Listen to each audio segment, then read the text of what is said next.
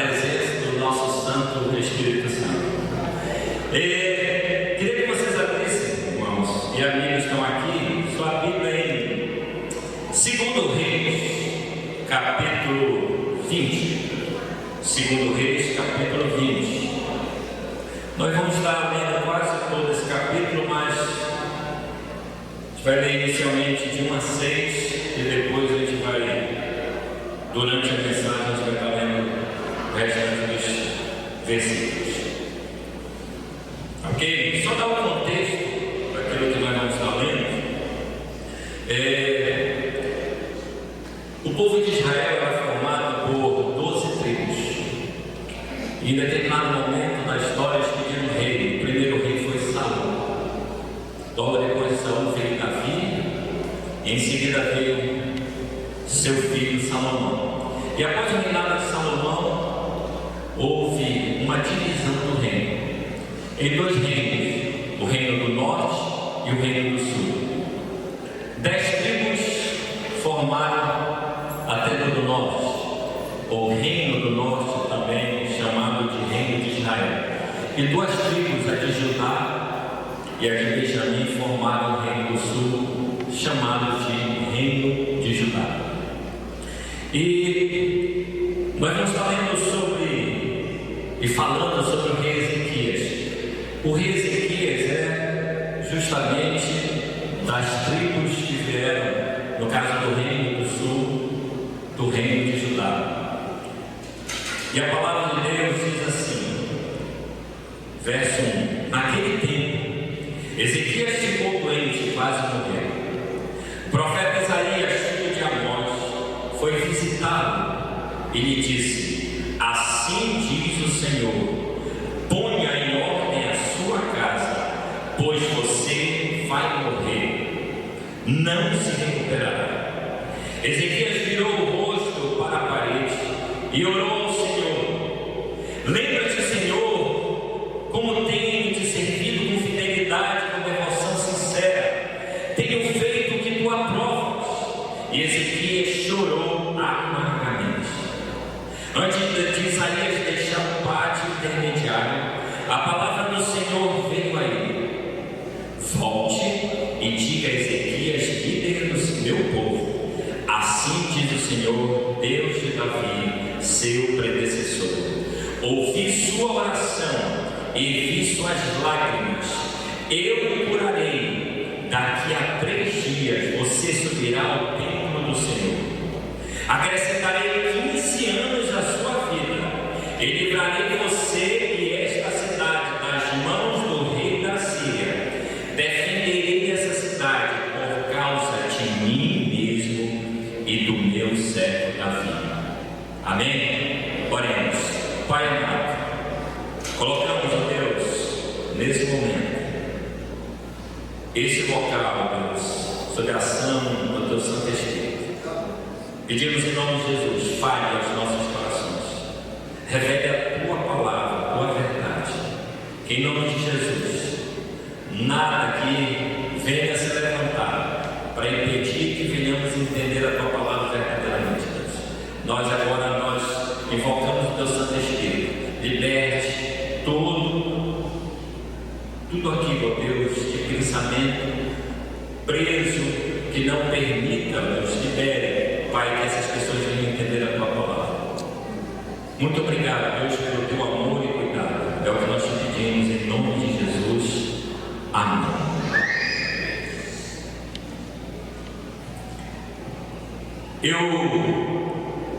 Esses dias eu estava refletindo sobre o centenário da nossa igreja. O pastor tem falado aqui com frequência que nós fazemos parte da geração do centenário. E aí, o que é centenário? Ou melhor, o que é geração? Quando a gente para pensar o que é geração, a gente entende que geração é a nossa descendência, são os nossos parentes. Mas a expressão também de geração, ela quer dizer um povo que vive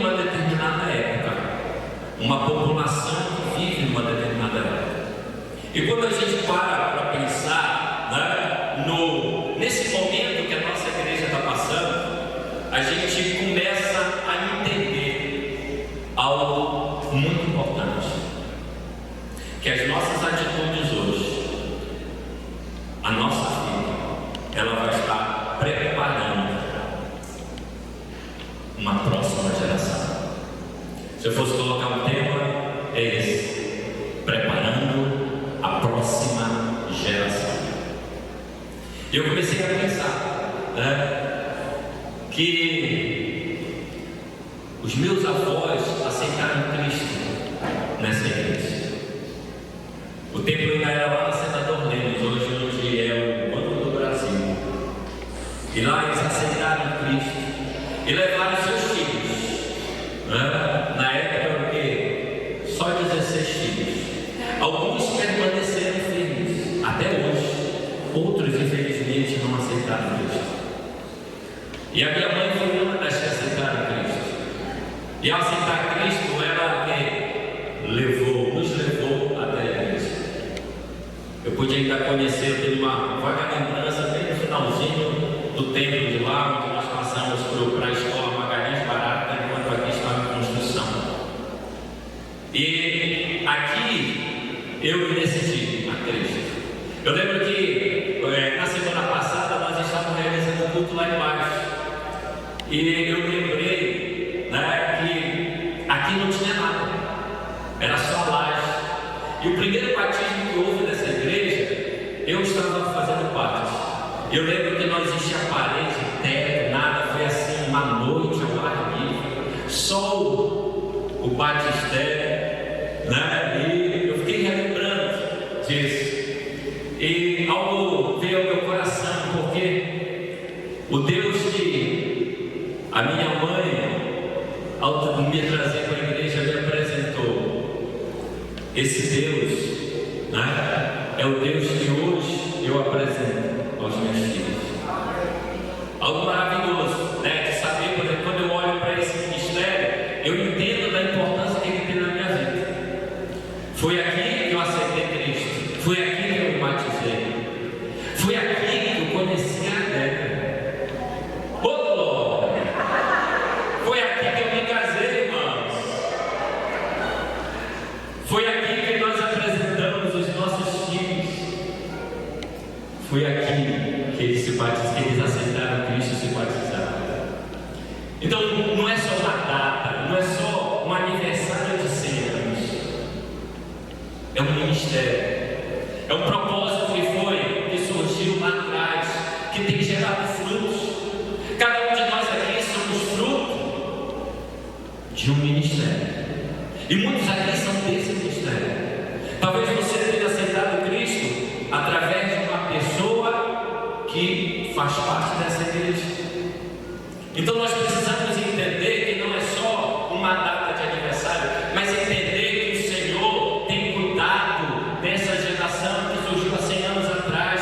E hoje nós somos frutos dessa geração. E nós também temos que ter a consciência de que o que nós formos fazer hoje com essa geração, com os nossos filhos, com os nossos netos, já estou pensando lá na frente. Daqui a 100 anos, se Jesus não voltar antes, ela vai estar aqui fazendo diferença. Nós precisamos entender. Quando nós olhamos para os nossos filhos, a gente não pode olhar e dizer assim: aqui terminou tudo. Não. Aqui está começando a minha geração. E lá no final,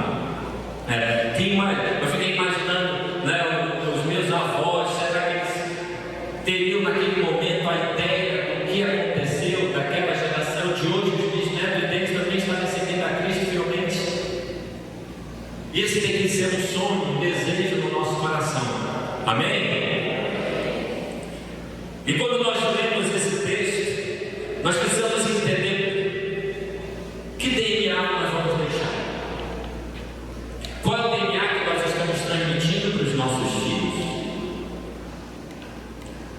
Porque a história de Ezequias revela algo muito importante. Ele revela que às vezes as coisas não acontecem da forma que nós queremos. E naquele momento, Deus chama Isaías e diz: Isaías, vai lá com Ezequias, diga para ele pôr em ordem a sua casa, porque ele vai morrer. Eu não sei, irmãos, quantos tiveram aqui esse sentimento, essa notícia, tá? De você fazer um exame, sentir alguma coisa, fazer um exame e descobrir que possui algo que pode levar à morte.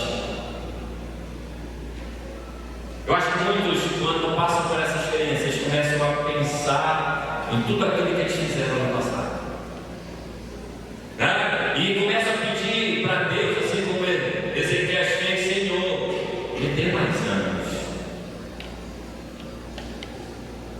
Eu olho em 2007 eu percebi um caroço debaixo da minha orelha. E fui ao médico, o médico passou o exame, era um tumor. O médico resolveu fazer a cirurgia e tirar esse tumor. Graças a Deus foi feita a biópsia benigna. 2012, 5 anos depois, surge novamente. Não um, mas 2. Maiores do que o primeiro. E um deles está tão profundo que houve a necessidade de cortar os nervos da minha face. Eu perdi o movimento do lado direito, ao ponto de eu ficar mais de 6 meses fazendo fisioterapia para recuperar o movimento do meu rosto. Não é? Fiquei até mais bonito depois.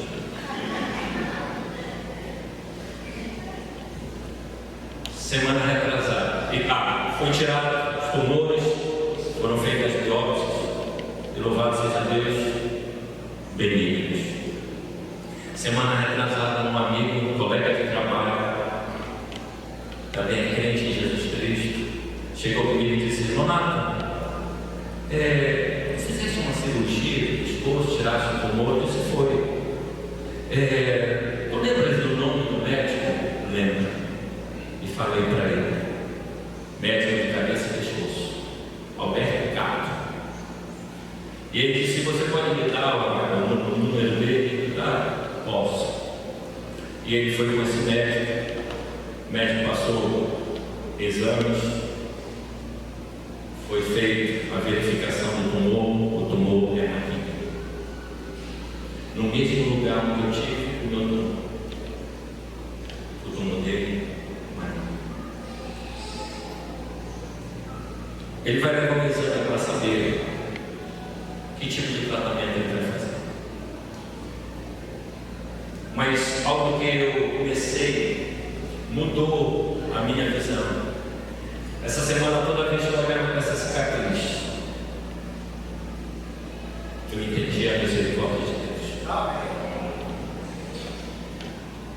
Tenho orado, as pessoas que oraram por ele, por esse amigo, para que ele faça o tratamento e se recupere. Mas ele tem colocado também esse momento nas mãos de Deus. Talvez foi a forma que Deus encontrou de dizer: põe em ordem a sua vida. Talvez hoje o Senhor fale no nosso coração para nós colocarmos em ordem a nossa vida. Irmãos, eu não sei o que pode estar fora de ordem. Quando o Senhor fala isso para Ezequias, eu comecei a pensar: o que foi que coloca em ordem? Né? Aí eu pensei: será que é questão financeira? E aí a gente vai lendo depois o texto, não tinha problema nenhum financeiro.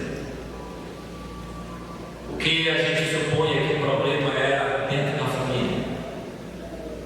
Ele precisava pôr em ordem a sua família. Talvez aquilo que estava acontecendo nos seus afazeres, dentro do reino, estava ocupando, ele não estava dando atenção para a sua família. E às vezes nós nos encontramos da mesma forma. Nós desenvolvemos com muitas coisas, nós às vezes somos levados por uma carga de trabalho tão grande que a gente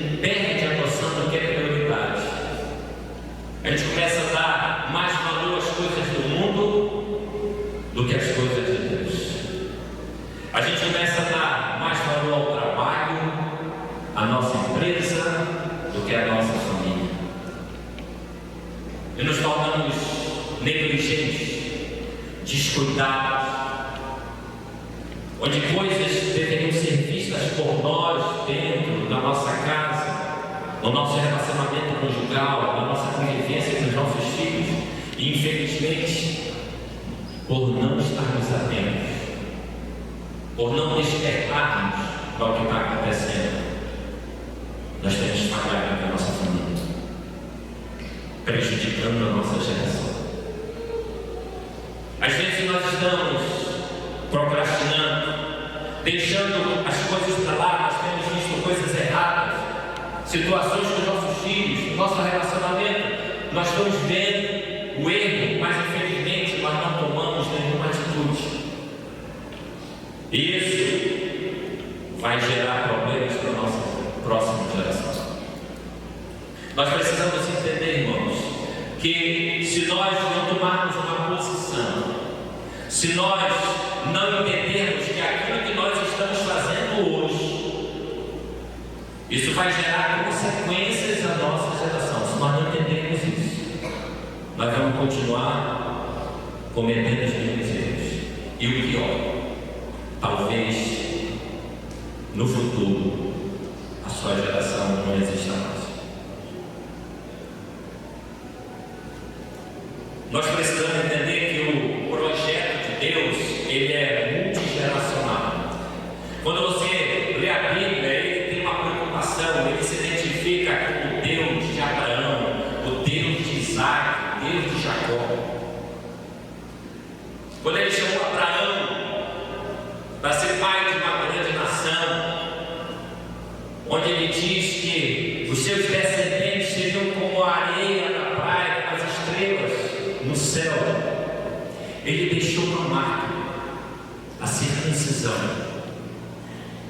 porque ele queria que todos lembrassem da promessa que Deus fez a Abraão, e de cada um que fazia que a circuncisão, ele fazia parte de uma promessa, de uma geração que foi prometida a Deus. De que forma Deus tem marcado a sua vida? De que forma você tem marcado a sua geração? E nós precisamos também entender que, infelizmente, muitos pais têm comprometido a sua geração. Nós precisamos entender, irmãos, que aquilo que nós fazemos como pais no nosso lar vai ser determinante para o que vai acontecer no futuro. Quantas histórias eu tenho ouvido? Eu conheço uma família onde o pai, ele tinha controle de tudo, não compartilhava nada com a esposa, e num terrível dia ele foi assassinado. E naquela hora, infelizmente, a esposa não tinha conhecimento de nada do que aquela família tinha de bens, não tinha conhecimento de que senha tinha no banco, e aquela família, até resolver a questão burocrática, passou necessidade. E para completar, o esposo viu, a família do esposo viu aquela situação e desejou ter vantagem, querendo tomar posse daqueles bens que nem ela sabia, mas que alguns membros da família, no caso, alguns parentes sabiam. E nós precisamos entender isso, que o que nós fizermos hoje vai comprometer ou vai abençoar a nossa geração. No verso 2, ou melhor, no verso 3 e 4, vou ler aqui, diz assim, a partir do 3: ele fez o que o Senhor aprova, tal como tinha feito Davi, seu predecessor. Aquilo que nós lemos, o que aconteceu? Naquele momento que que Ezequias se encontrou, viu a situação que ele se encontrava de fragilidade. Quando ele viu que não tinha mais tempo, ele se colocou diante de Deus, irmão, e começou a dizer: Senhor, tu sabes tudo que eu fiz por ti. O Senhor sabe que eu me dediquei. O Senhor sabe que eu tive uma vida íntegra, que eu fui obediente à tua palavra. E naquele momento o Senhor, Ele muda o seu decreto. E Ele chega e diz: olha, Isaías, vai lá com Ezequias e diz que eu vou curá-lo, eu vou dar mais 15 anos de vida para ele. E quando a gente começa a olhar esse texto, a gente começa a dizer: peraí, o que Ezequias tinha ao ponto de Deus ouvir a sua oração e quase imediatamente ele decidir mudar aquele decreto que ele tinha feito? E aí, segundo Reis 18, 3 e 7 diz assim: ele fez o que o Senhor aprova, referência a Ezequias. Segundo Reis 18, 3 a 7, ele fez o que o Senhor aprova, tal como tinha feito Davi, seu predecessor. Removeu os altares idólatras, quebrou as colunas sagradas e derrubou os postes sagrados, despedaçou a serpente de bronze que Moisés havia feito, pois até aquela época os israelitas lhe queimavam incenso. Ela era chamada Neutã. Ezequias confiava no Senhor, o Deus de Israel. Nunca houve ninguém como ele entre todos os reis de Judá, nem antes nem depois dele. Ele se apegou ao Senhor e não deixou de segui-lo. Obedeceu aos mandamentos que o Senhor tinha dado a Moisés. E o Senhor estava com ele, era bem sucedido em tudo que fazia. Rebelou-se contra o rei da Síria e deixou de submeter-se a eles. Nunca houve ninguém como ele entre todos os reis de Judá, nem antes nem depois dele. O que chamou a atenção, irmãos, de Deus foi uma vida de obediência, foi uma vida de entrega. A palavra revela que os predecessores, os reis anteriores a ele, todos eles se curvaram a deuses, todos eles se tornaram idólatras, todos eles saíram da vontade de Deus, todos eles desobedeceram aquilo que o Senhor tinha determinado para aquele povo. Mas quando Ezequias, aos 25 anos, ele assume o reinado, ele decide fazer diferente. Ele decide que não mais iria ser idólatra. E levou todo o povo também a tomar essa decisão. Todos os altares levantados aos deuses pagãos foram derrubados. E ele fez com que todo aquele reino se voltasse ao único Deus verdadeiro. Qual tem sido a sua atitude diante das situações que têm acontecido? Onde em muitos lares tem sido levantados altares que infelizmente não são a Deus, ao Deus de Israel. Ele tomou uma decisão, irmãos, que foi determinante para aquele reino. Ele deixou bem claro que o rei que deveria ser adorado naquele reino era o Deus de Israel. Dentro do nosso lar, irmãos, isso também tem que estar bem claro. Nossos filhos têm esse entendimento. Você tem esse entendimento. O verdadeiro Deus que deve ser adorado. Você tem derrubado altares que às vezes têm sido levantados na sua casa, para que você revele a Deus que verdadeiramente você o ama, que você deseja que Ele faça parte do seu lar. O que você tem feito, irmão, para que Deus olhe para você e veja alguém que merece da sua graça, da sua misericórdia? Nós precisamos tomar atitudes. Nós precisamos, irmãos, entender que nós temos ferramentas em nossas mãos. Algo que Ezequias fez foi de se colocar diante de Deus de joelho na parede, porque ele entendia que aquela situação só Deus poderia reverter. Às vezes as pessoas, ou você ouve um decreto de morte, mas saiba que o nosso Deus é de vida.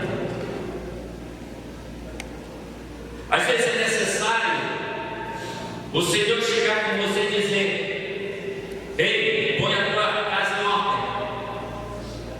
Hoje você não vai morrer.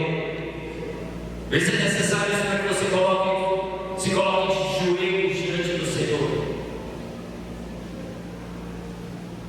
Às vezes a forma que Deus encontra para fazer você parar o que você está fazendo, para que você olhe, para que você sinta, para que você se volte para Deus verdadeiro. Assim como nós usamos a oração para obter algo de Deus, da mesma forma Ele usa a oração para obter aquilo que Ele deseja de nós. E muitas vezes Ele quer que nós nos coloquemos diante dEle, de joelhos, clamando. Às vezes a gente vê muitos casais passando por lutas, e em vez de se unirem, buscando a provisão, o cuidado de Deus, eles têm se degladiado, eles têm se acusado. Nós precisamos entender que a oração de um justo é poderosa. Nós precisamos entender, irmãos, que a nossa família ela precisa estar aos pés do Senhor. Nós precisamos entender, irmãos, que a oração tem poder para mudar situações. Às vezes nós não temos usado isso. Às vezes nós temos dificuldade no nosso relacionamento conjugal, e em vez de nós colocarmos aquela situação diante do Senhor, a gente decide agredir o nosso cônjuge. Às vezes nós temos um filho rebelde, desobediente, em vez de nós também usarmos as armas que o Senhor colocou em nossas mãos, nós começamos a amaldiçoá-los, nós começamos a agredir-los. Nós precisamos que a oração tenha o poder de transformar pessoas. Nós temos que crer que a oração, irmãos, ela tem o poder de salvar vidas. Nossos filhos estão hoje sendo bombardeados por ideologias. E se nós também estivermos orando para que o Senhor possa revestir a mente dos nossos filhos, nós corremos um grande risco de perder a nossa geração. Precisamos nos colocar de joelhos, entendendo que o poder de Deus pode todas as coisas. Amém? Nós precisamos, irmão, entender que o nosso testemunho ele faz toda a diferença na vida dos nossos filhos, na vida do nosso cônjuge. Nós precisamos estimulá-los. Nós não devemos impor, mas que a nossa vida ela possa expressar o Deus que nós servimos, que eles possam olhar para nós e ver um exemplo, porque assim, irmãos, que vendo o exemplo do Deus que nós servimos e vendo em nós vidas de obediência, nós vamos ter a oportunidade de revelar o Deus que nós seguimos e os nossos filhos seguirem juntos com o mesmo propósito. E nós temos a garantia de que lá no futuro essa geração será uma geração forte, uma geração firme nos seus propósitos, uma geração santa, uma geração que não abre mão dos valores cristãos, uma geração que faça diferença onde estiver, uma geração convicta do Deus que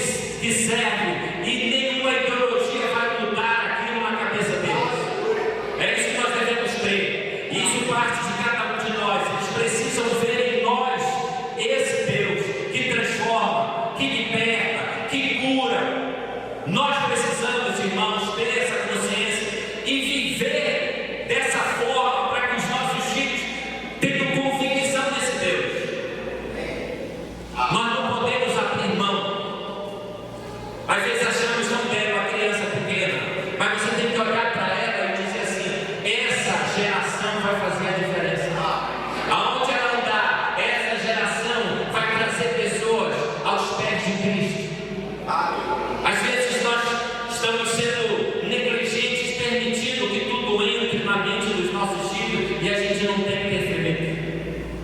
Às vezes os nossos filhos não encontram em nós a segurança de chegar e dizer assim: pai, mãe, eu estou com uma dúvida, algo foi dito a mim, eu quero saber se isso é verdade. Às vezes aquilo que está lá fora, aquilo que está sendo dito lá fora, acaba tendo uma verdade maior do que aquilo que você fala. Às vezes seu filho não está dando crédito ao que você fala, porque quando ele olha, ele não vê exemplo. A nossa geração só vai fazer diferença se nós hoje decidirmos fazer diferença na vida dos nossos filhos. Os nossos filhos só vão fazer diferença se também eles decidirem. Nós precisamos, irmãos, fazer diferença. Ezequias fez diferença. Ele fez diferença num determinado momento para a vida de um povo, para a vida de uma geração. Nosso casamento não é só uma união de pessoas. Nosso casamento é uma união de propósitos. Você já parou para pensar nisso? Às vezes você está passando anos com uma pessoa do lado e em nenhum momento você parou para pensar: como eu estou junto com essa pessoa? Eita glória! E quando você não tem o entendimento desse propósito, tudo que vier a acontecer nesse relacionamento é um motivo para você pensar em se separar. Tudo acaba sendo um momento, um motivo para você achar que esse relacionamento não vai dar em nada. Mas quando nós nos unimos, e essa nossa união é em Cristo, Cristo revela um propósito. Eu sempre falo para a Débora, né? Ela entende também isso, que o nosso casamento foi com propósito. Glória a Deus. Ela veio para cá com uma intenção para Belém, para estudar. Mas Deus tinha algo muito maior para ela: formar uma geração.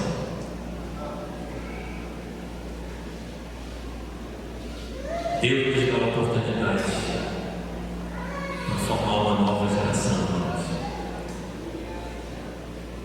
E às vezes a gente não tem dimensão de onde isso vai nos levar, mas o Senhor sabe. Sabe por quê? Porque o Senhor estava lá antes. O Senhor está hoje aqui conosco. E eu creio que Ele vai estar no futuro, irmãos. Ele vai estar no futuro com a nossa geração, com os nossos filhos, com os nossos netos, com os nossos bisnetos. Irmãos, comece a pensar nisso, né? Com o Renato, com a Natália, eu não estou pensando. Acho que desesperado é que eu estou paulando na atenção. Quero primeiro que o cabo seja corajoso. Foi isso que Deus falou para Josué, foi: seja forte e corajoso. Eu já vou saber se tem essa característica. Mas é isso que Deus quer de nós, irmãos. Muitas vezes nós vamos ter que renunciar. Algo que eu tenho visto é que Deus valoriza muito o que nós renunciamos por Ele. Às vezes não é o que nós conquistamos, não é o que nós temos hoje, mas é aquilo que nós renunciamos lá atrás, para que a gente estivesse hoje junto dele, confiando nele. Isso é maravilhoso. Amém? No verso 3 diz assim: acompanhe. Ezequias recebeu em audiência os mensageiros e mostrou-lhes tudo o que havia em seus armazéns: a prata, o ouro, as especiarias e o azeite finíssimo. O seu arsenal e tudo que estava em seus tesouros. Não houve nada em seu palácio ou em seu reino que Ezequias não nos mostrasse. Quando a gente continua lendo esse texto, ele revela que depois que Ezequias foi curado, chegou lá mensageiros da Babilônia.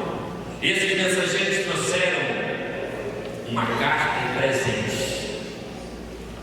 Eu vejo que quando Ezequias leu essa carta, ele começou a se exaltar. Alguns dizem que o rei da Babilônia mandou essa carta, esse presente, para saber o que tinha acontecido ao ponto dele ser curado, já que aquela doença era para a morte. Outros historiadores dizem, e parece que esse é o que realmente aconteceu, é que a Babilônia,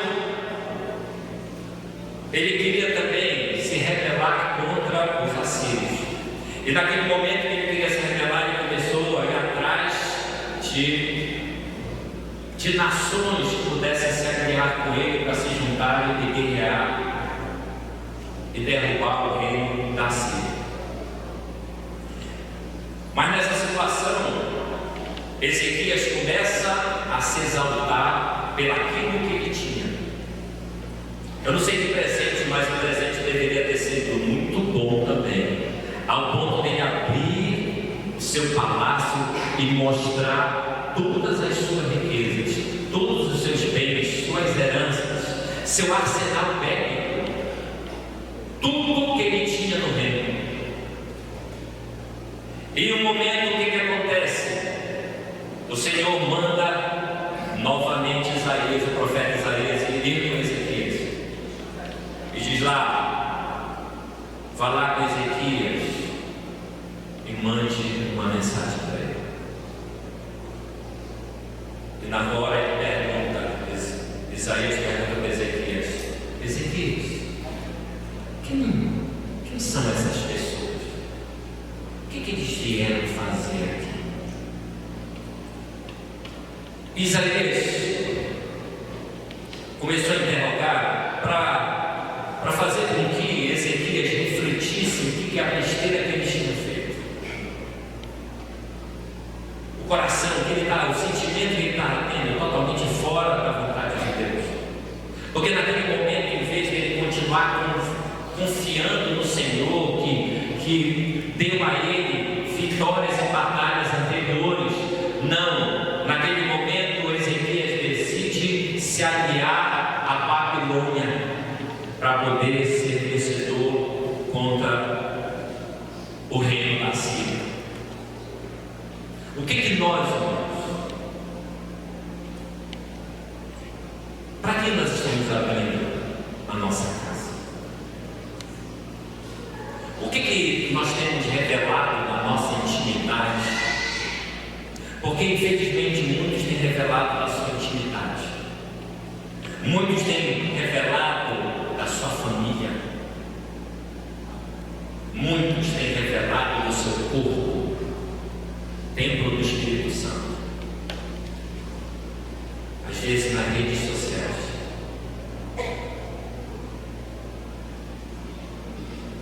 Às vezes na sua vida vão surgir bajuladores, pessoas que vão querer inflar o seu ego. Às vezes vão começar a lhe dar conselhos, querendo se infiltrar no seu coração, querendo mudar as suas convicções. Para quem você tem aberto? Porque infelizmente muitos casais, muitos casamentos têm sido destruídos porque estão abrindo porta da sua casa, do seu coração para deuses, para pessoas enviadas pelo maligno. E às vezes você tem aceitado presentes pelas redes sociais, elogios no trabalho, e você começa a aceitar esses elogios, E aí você começa a olhar para o seu cônjuge, para a sua família, e achar que essa família não é mais a bênção que Deus colocou na sua vida. Às vezes as pessoas têm se entregue a bajuladores, e infelizmente alguns têm caído nessa armadilha, ao ponto de desistir do seu casamento, ao ponto de começar a se envolver com outras pessoas, porque achavam que tudo poderia ser melhor. Às vezes nós vamos conversar com pessoas, casais, que estão pensando em se separar, e a gente tenta colocar à luz da Bíblia a aliança que eles têm, mas o que eles dizem? Eu mereço ser feliz. É o que mais a gente ouve. Eu mereço ser feliz. E depois a gente começa a olhar a destruição que Satanás fez quando aquele casal aceitou os presentes da Babilônia. Nós precisamos vigiar, irmãos. Ezequias, infelizmente, depois se sentiu calmo ao ponto de não vigiar mais. Nós precisamos vigiar, porque Satanás vai querer investir com certeza, porque ele odeia a família. Ele odeia porque a família é um sonho de Deus, é um projeto de Deus. E nesse projeto que as suas promessas têm se cumprido. Nós precisamos ficar alertas àquilo que a Babilônia tem oferecido a nós. Não permita, não aceite presentes que venham tirar a harmonia do seu lar. Não aceite presentes que venham tirar a confiança que você tem no seu cônjuge. Não aceite presentes que venham comprometer os ensinamentos que Deus já determinou aos nossos filhos. Às vezes tem crentes, cristãos que têm, infelizmente, ensinado ideologias totalmente fora da palavra de Deus, por falta de conhecimento. Nós precisamos nos preparar, nós precisamos ser firmes nos princípios, nos propósitos do Senhor. A quem você tem dado crédito às suas conquistas? Em que você tem confiado quando o inimigo se levanta contra você? Em quem? Você tem confiado na sua força? Ou você tem confiado no poder de Deus? Ezequias confiou numa aliança, no momento que ele deveria confiar no Deus dos exércitos, no Deus Todo-Poderoso. E também essa deve ser a nossa confiança no Deus Todo-Poderoso. Quando a gente continua a leitura, irmãos, a palavra de Deus no verso 15, a partir do 16. Naquele momento, Isaías lança um decreto sobre a vida de Ezequias pela sua desobediência. Ele diz assim, verso 16: Então Isaías disse a Ezequias: ouça a palavra do Senhor. Um dia tudo que se encontra em seu palácio, bem como tudo que os seus antepassados acumularam, até hoje será levado para a Babilônia. Nada restará, diz o Senhor. Alguns dos seus próprios descendentes serão levados e eles se tornarão eunucos no palácio do rei da Babilônia. Irmãos, quando nós abandonamos a presença, os princípios, quando nós abandonamos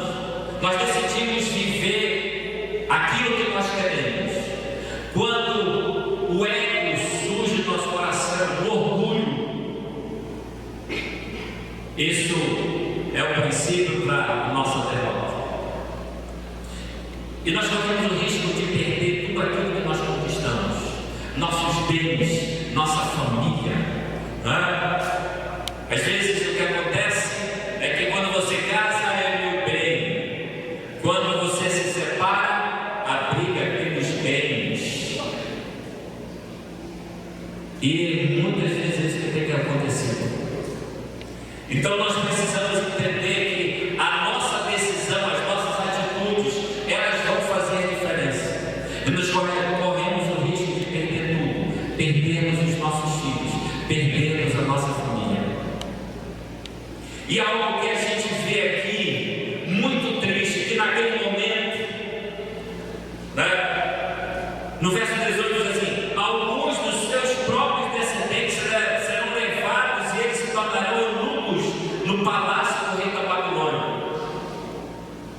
Para quem não sabe, o eunuco era um escravo que trabalhava no templo, mas para ele se tornar eunuco, ele tinha que ser castrado.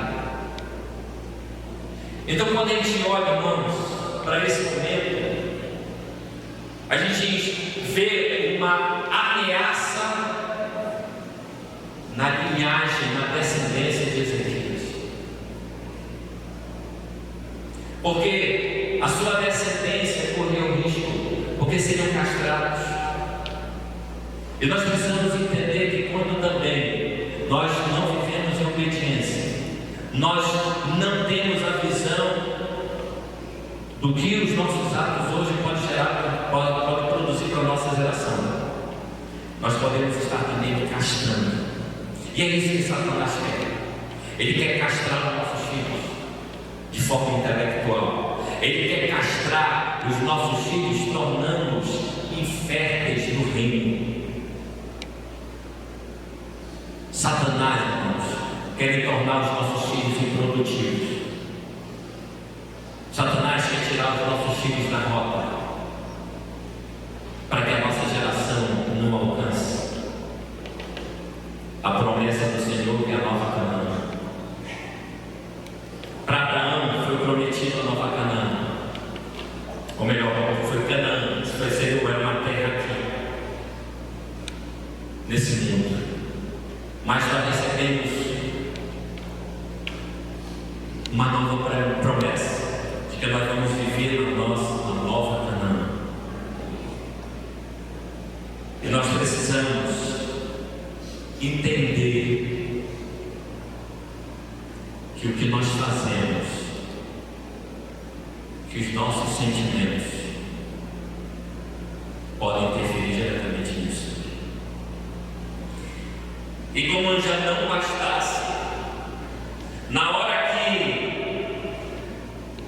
Isaías chega para Ezequias e diz: olha, a tua geração vai ser escrava. E isso aconteceu, irmãos, 100 anos depois.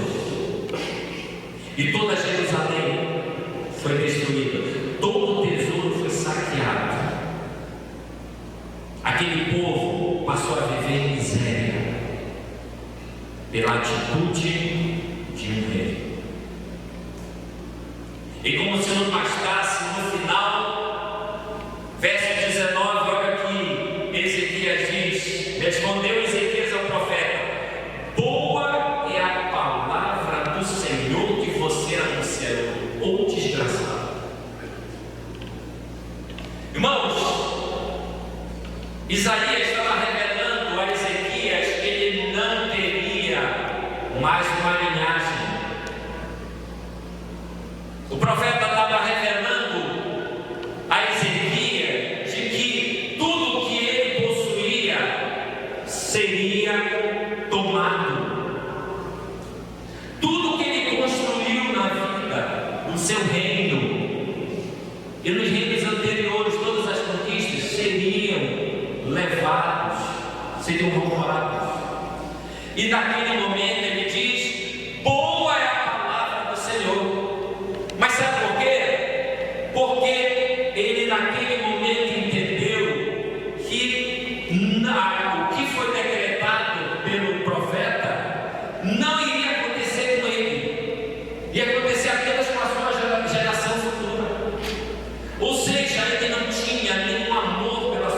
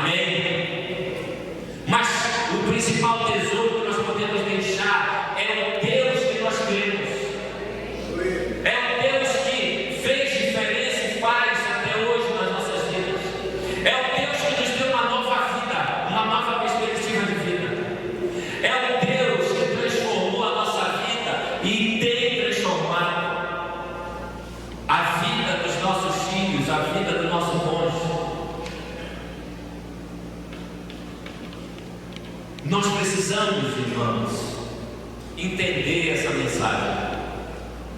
Fique em pé.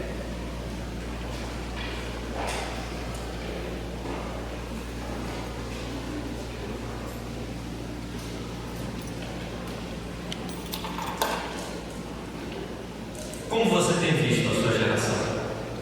A geração que você está formando?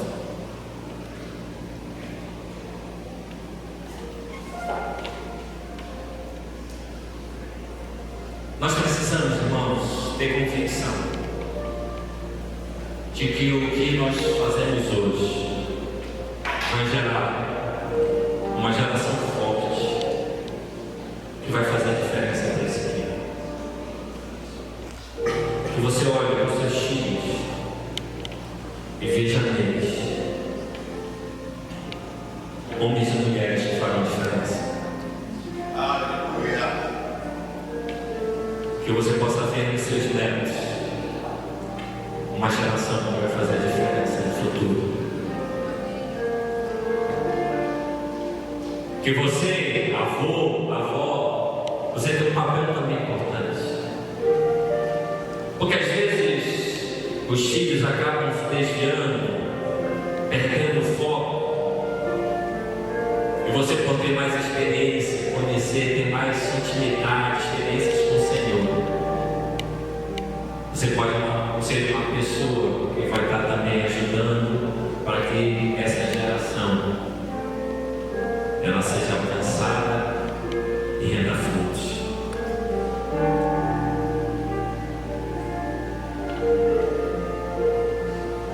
Eu tenho pensado muito na minha geração. Eu tenho pensado nos meus filhos, nos meus netos.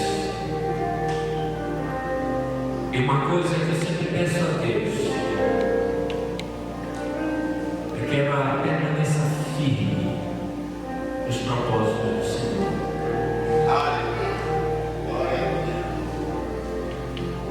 Quando a gente continua lendo a história de Ezequias, ele, nos 15 anos, ele recebeu de presente do Senhor. Infelizmente, ele não fez aquilo que Deus queria. E quando ele morreu, o seu filho Manassés assumiu o reino.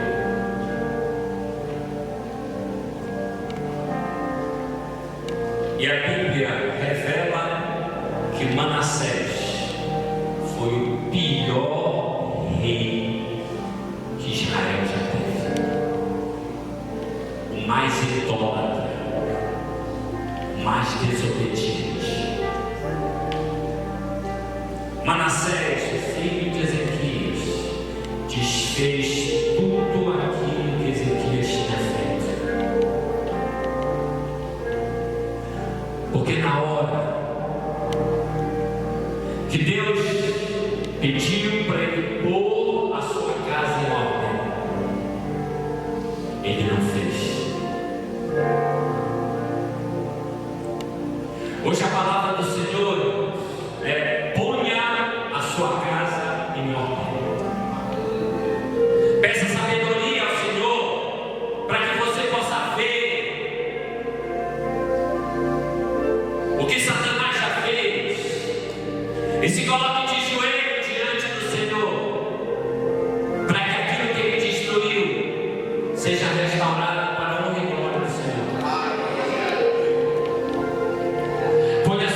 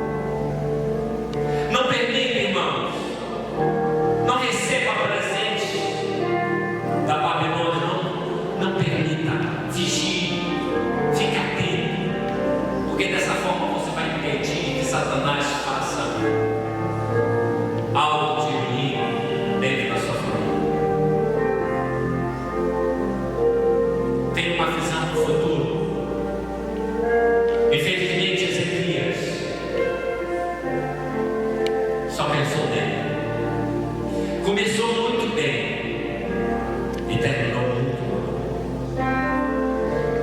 Se você